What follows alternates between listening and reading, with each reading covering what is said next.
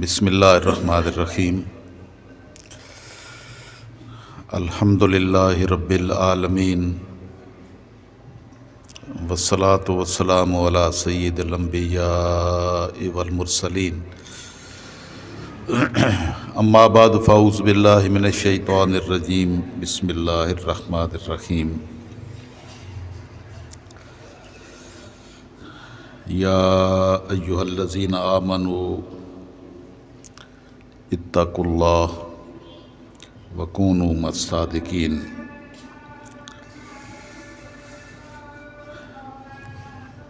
الا الذین تابوا واصلحوا واعتصموا باللہ واخلصوا دینہم للہ فاولئک مع المؤمنین۔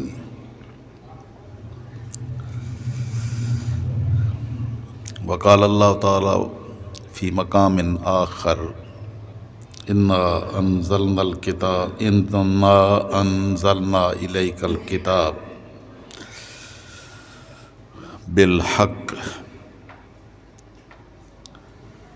فاعبد اللہ مخلصا لہ الدین الا للہ الدین الخالص۔ صدق اللہ مولانا العظیم وصدق رسولہ النبی الامی الکریم ونحن علی ذلک من الشاہدین والشاکرین والحمد للہ رب العالمین۔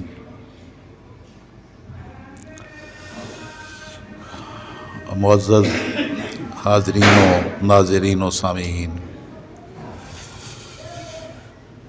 اللہ رب العزت کا بے حد و بے حساب لطف و کرم اور فضل و احسان ہے کہ اس نے ہمیں ایمان کی دولت سے نوازا اور سید الانبیاء والمرسلین صلی اللہ تعالیٰ علیہ وسلم کی امت سے پیدا فرمایا۔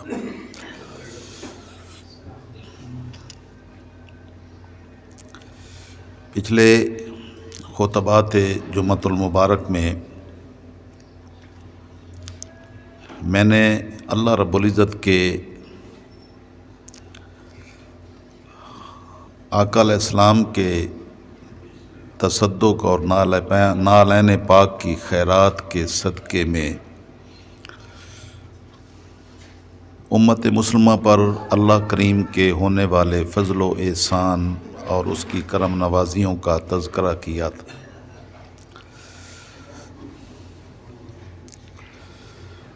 اللہ کریم کے اتنے احسانات ہیں جو حد و حساب سے ماوراء ہیں۔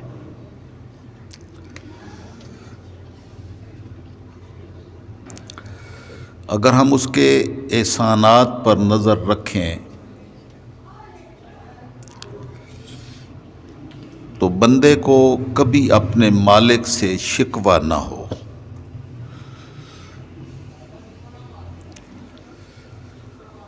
اس کی اتنی عنایات ہیں، اتنی کرم نوازیاں ہیں جو کسی حساب کتاب میں نہیں۔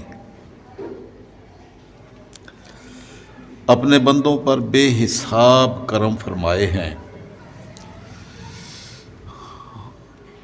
لیکن اگر ہم ان کی طرف متوجہ نہ ہوں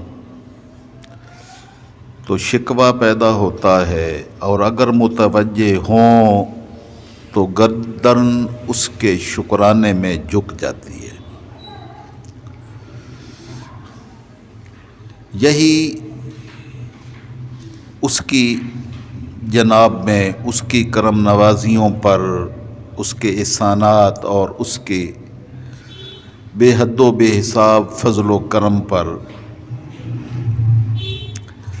اس کی بارگاہ میں سر تسلیم خم کرنا، یہی بندگی ہے۔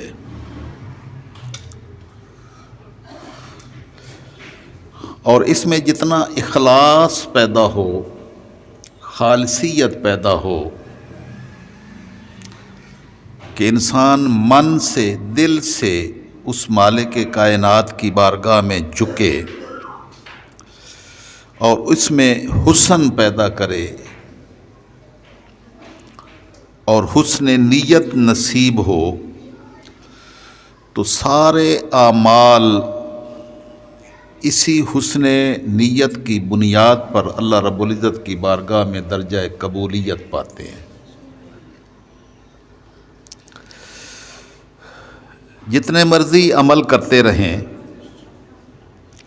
اگر حسن نیت نصیب نہ ہو تو وہ ریاکاری بن جاتے ہیں،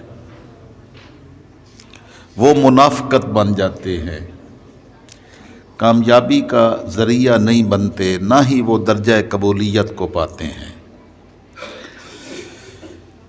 اس لیے عمل سے پہلے اور اللہ رب العزت کی فضل و احسان اور اس کی کرم نوازیوں کا مستحق بننے سے پہلے اخلاص نیت اور حسن نیت کا پایا جانا ضروری ہے۔ اگر من میں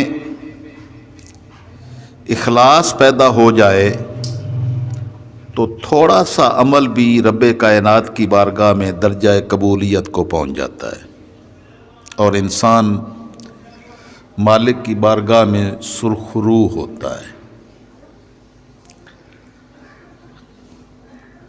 اللہ کو اپنے بندے سے کثرت اعمال مطلوب نہیں ہے کہ وہ بہت زیادہ عمل کرے، وہ صرف اپنے بندے سے یہ چاہتا ہے کہ وہ اخلاص کے ساتھ عمل کرے، یعنی خالصیت، جس میں اپنے مالک کو راضی کرنا مقصود ہو، تو وہ تھوڑے سے عمل سے بھی راضی ہو جاتا ہے۔ اور اگر خالصیت نہ ہو، اخلاص نہ ہو، حسن نیت نہ ہو، تو عملوں کے پہاڑ بھی روئی کے گالوں کی طرح بے وقعت ہو جاتے ہیں۔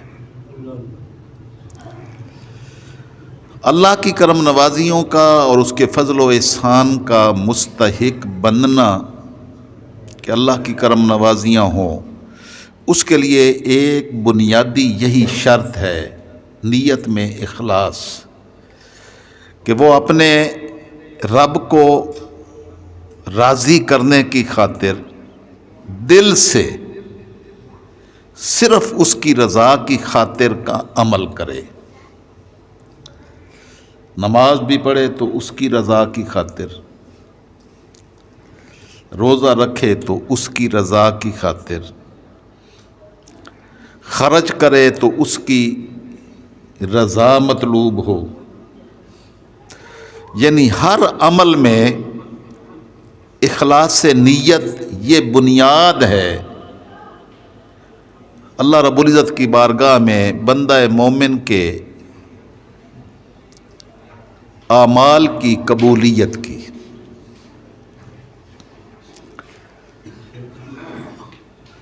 اور اسی کی طرف ہر بندہ مومن کو متوجہ کیا گیا کہ وہ عمل سے پہلے حسن نیت پیدا کرے، اپنی نیت کو خالص کرے کہ وہ اللہ کی رضا کی خاطر ہو۔ اور اسی کو بنیاد مومن کی اعمال کی بنیاد بنایا گیا ہے۔ سیدنا فاروق اعظم رضی اللہ تعالی عنہ روایت فرماتے ہیں کہ رسول اللہ صلی اللہ تعالی علیہ وسلم نے ارشاد فرمایا، الاعمال بالنیت، اعمال کا سارا مدار نیت پر ہوتا ہے، جیسے نیت ہوگی اسی طرح کی قبولیت ہوگی۔ اگر نیت اللہ کو راضی کرنے کی ہوگی تو اللہ راضی ہوگا، رسول اللہ صلی اللہ تعالی علیہ وسلم کی بارگاہ سے قربت کی نیت ہوگی تو قربت رسول نصیب ہوگی۔ صلی اللہ تعالی علیہ وسلم۔ قربت خداوندی، قربت رسول ایک ہی شے ہے۔ جس کو رسول صلی اللہ علیہ وسلم کی قربت نصیب ہوتی ہے اسی کو ہی بارگاہ ربوبیت میں بھی قربت نصیب ہوتی ہے۔ یہ کبھی نہیں ہو سکتا کہ رسول صلی اللہ تعالی وسلم کی قربت کے بغیر کسی کو اللہ کی قربت نصیب ہو۔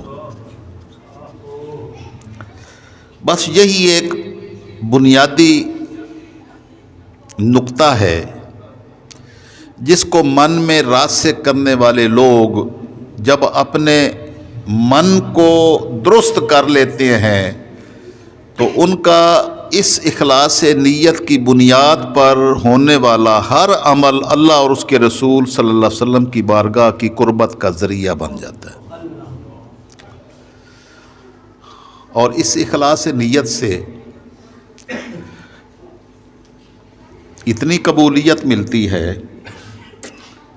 کہ میں نے پچھلے خطبہ جمعۃ المبارک میں آپ کو واضح کیا تھا کہ رب کائنات کی بارگاہ میں اگر انسان محض نیت ہی کر لے کسی نیک عمل کی کہ میں یہ ایسا کام کروں گا اور اس پر عمل نہ بھی کرے لیکن من میں ہو کہ میں یہ کام کروں گا، کسی سبب سے وہ اس پر عمل نہ کر سکے تو مالک الملک اس کو اپنی بارگاہ میں قبول فرما کے اس کو ایک اجر عطا فرما دیتا ہے محض نیت کے اخلاص سے۔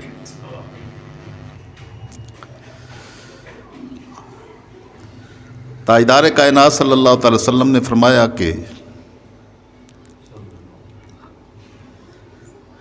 تو اعمال کا مدار چونکہ نیت پر ہے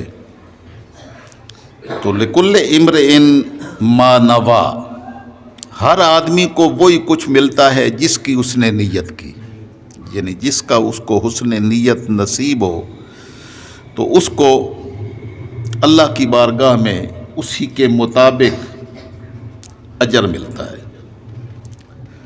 فمن کانت ہجرتہ الی اللہ ورسولہ، جس کی ہجرت ہو یعنی گھر بار کا چھوڑنا ہجرت ہو اللہ اور اس کے رسول کی خاطر، فہجرتہ الی اللہ ورسولہ، تو اس کی ہجرت اللہ اور اس کے رسول صلی اللہ علیہ وسلم کی بارگاہ میں ہی شمار ہوگی۔ لیکن اگر اس کی ہجرت گھر بار چھوڑنا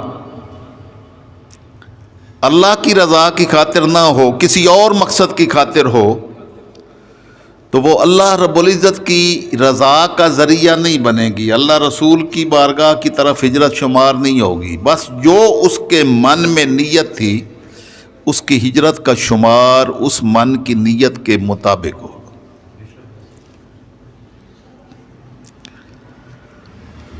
مکہ مکرمہ سے کوئی مدینہ منورہ ہجرت کرے تو ہجرت وہی قبول ہوگی اللہ رسول کی نظر میں جو اس کی رضا کی خاطر کی جائے۔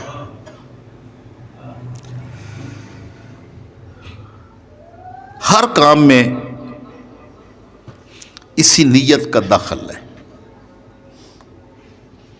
ومن کانت ہجرتہ لدنیا، اور اگر کوئی ہجرت کرتا ہے دنیا کے حصول کی خاطر کہ اسے دنیا میسر آئے، یصیبھا، تو اس کو دنیا ہی ملے گی، اللہ رسول نہیں ملیں گے۔ اب ہم یہاں کتنے ہی ایسے لوگ ہیں جو چاہتے ہیں کہ وہ یورپ چلے جائیں، امریکہ چلے جائیں، گھر بار چھوڑ کے یہاں سے نکلتے ہیں۔ کس خاطر نکلتے ہیں؟ اگر تو نکلتے ہیں کہ ہمیں دنیا کا مال دولت میسر آئے گا، نوکری میسر آئے گی، تو ان کو وہ نوکری مل جائے گی جو ان کے من میں نیت تھی۔ اور اگر کوئی ہجرت کرتا ہے کہ میں وہاں جا کر اللہ اور اس کے رسول کی بات ان لوگوں تک پہنچاؤں گا جن تک یہ اللہ رسول کی یاد دہانی اور بات نہیں پہنچی۔ تو محض اس نیت کی بنیاد پر اس کا سارا عمل، سارا کردار اللہ اور اس کے رسول صلی اللہ علیہ وسلم کی بارگاہ میں درجہ قبولیت پا جائے گا۔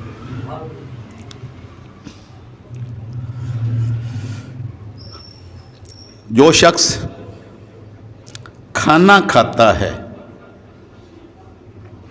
اور کھانا کھاتے ہوئے مقصود یہ ہوتا ہے کہ میں اپنے بھوک کو مٹاؤں گا اور میری جو کھانے کی طلب ہے، چاہت ہے، اس کو پورا کروں گا تو اس کی بھوک مٹ جائے گی۔ لیکن جس نے کھانا کھایا اور یہ نیت کی کہ یہ میں کھانا اس لیے کھا رہا ہوں کہ اس کھانے کھانے سے میرے جسم میں توانائی پیدا ہوگی اور میں اللہ رب العزت کی بارگاہ میں قیام و سجود کے لیے قابل ہو جاؤں گا، اور میں اللہ رب العزت کی بارگاہ میں لمبا قیام کروں گا، میرے اندر طاقت قوت آئے گی، میں لمبے سجدے کروں گا اللہ رب العزت کی بارگاہ میں، تو اس کا ہر لقمہ وہ اس کے کھانے سے عبادت میں شمار ہوتا چلا جائے گا۔ نفلی نماز پڑھنے والا اللہ کی رضا کی خاطر اور اللہ کی رضا کی خاطر جسم کو توانا کرنے کے لیے عبادت کی خاطر کھانا کھانے والا، دونوں برابر ہیں۔ ایک شخص سوتا ہے اور اس نیت سے سوتا ہے کہ میرے نبی کا ارشاد ہے کہ تیرے جسم کا بھی تجھ پر حق ہے، اس کو آرام بھی دیا کر تاکہ یہ پرسکون ہو جائے اور پھر دوبارہ عبادت کے قابل ہو جائے، تو اس کا سونا بھی عبادت شمار ہوتا ہے۔ یعنی مومن کی نیت جو ہے، آقا علیہ السلام نے فرمایا وہ اس کے عمل سے بہتر ہے۔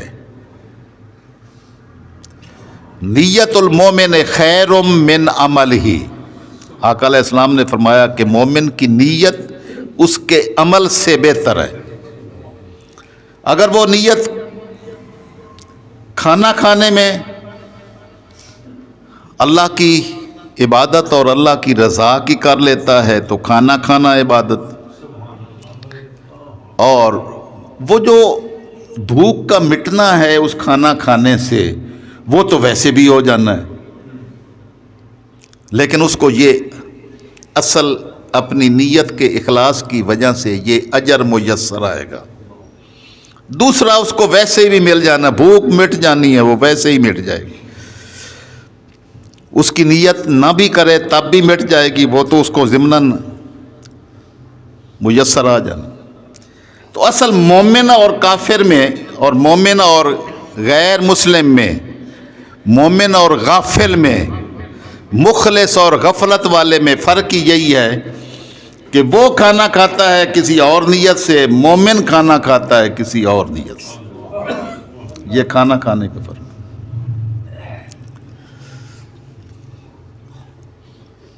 سونا بھی اسی طرح، تو بندہ سو رہا ہوتا ہے لیکن اس کا سونا اللہ رب العزت کی بارگاہ میں عبادت شمار ہو رہا ہوتا ہے۔ تاجدار کائنات صلی اللہ تعالی وسلم نے ارشاد فرمایا کہ بندہ اللہ کا ذکر کرتے کرتے جب سو جاتا ہے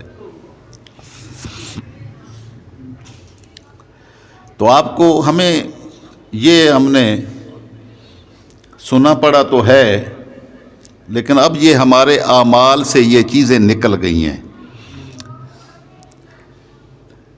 یہ ہر ایک کو پتہ ہے بھی ہمارے دونوں کندھوں پر نامہ اعمال لکھنے والے موجود ہیں،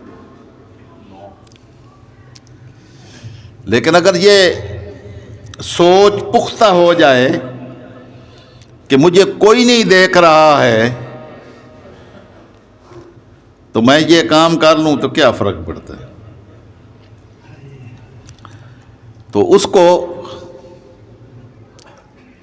یہ سوچ گم ہو گئی اس کی کہ دیکھنے والا دیکھ رہا ہے، لکھنے والا لکھ رہا ہے۔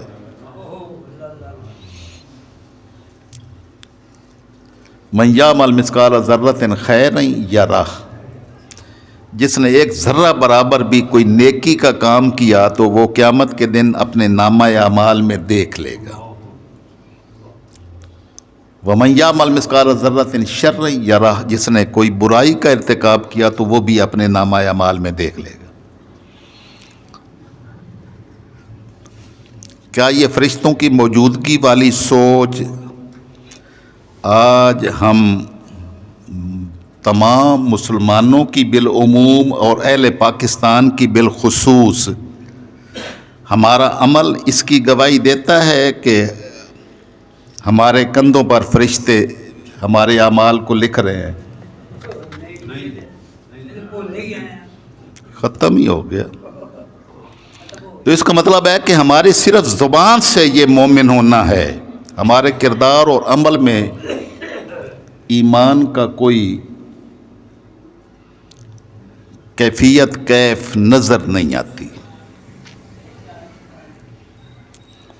جو اعمال ہمارے ہیں، جو ہم کر رہے ہیں، اس کو اگر دیکھیں تو شرم سے سر جھک جاتا ہے کہ ہم کیا مومن ہیں، کیا مانا۔